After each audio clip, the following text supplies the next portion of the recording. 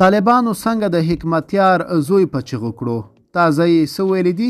ملګرو که تاسو هم غواړئ پوه شئ ویډیو تر اخره وګورئ او زموږ چینل هم سبسکرایب کړئ.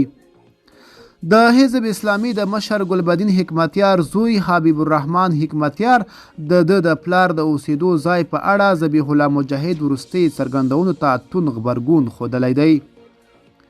ښاغلي حکمتیار ویلي کابل کې د اوسېدو ځای هیڅ دعوې او لانجمنه نه وو، بلکې د سولې د تړون پر اساس ورکول شوی دی چې د طالبانو ټوله کابینه پرې خبره وه. هغه په دې هکله ذبیح الله مجاهد مخاطب کړی او لیکلی دي ځمکې هیڅ مادي ارزښت نه درلود، خو ستاسو دغه کړنه بدرنګه، شرمناکه او کرکجنه وه. تاسو خپل بې ایمانه لوچکان له دین او اخلاقو نه خبره موظف کړي چې موږ ته کنځلې وکړي. نوموړي په خپل ایکس کې وړاندې زیاته کړې چې د طالبانو دفاع وزیر له دوی څخه د ځمکې راګرځولو مخالف و، خو په وینا یې ځینو پخوانیو فکر لرونکو اشخاصو دغه کار وکړ.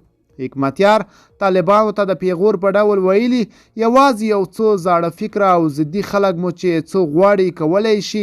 که تاسو کولی شئ د نجونو ښوونځي پرانیزئ، زه پوهیږم چې ستاسو ټول مشران موافق دي، مګر یو سړی ستاسو پوزه په ځمکه ږدي او تاسو غریب خلک باید اطاعت وکړئ.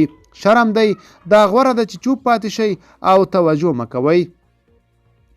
دا په داسې حال کې ده چې د طالبانو د عدلیې وزیر عبدالحکیم شرعي له ګلبدین حکمتیار سره په حقیقي چلند تورن دی. د وروستیو راپورونو پر اساس شرعي د هېواد په بېلابېلو سیمو کې د خلکو ځمکې غصب کړي او شخصي کورونه یې پکې جوړ کړي دي. ملګرو دا به زموږ چمتو شوی ویډیو. که تاسو هم د ویډیو په اړه څه نظر لرئ په کومنټ کې ولیکئ. تر بیا ښه وخت، ښې چارې.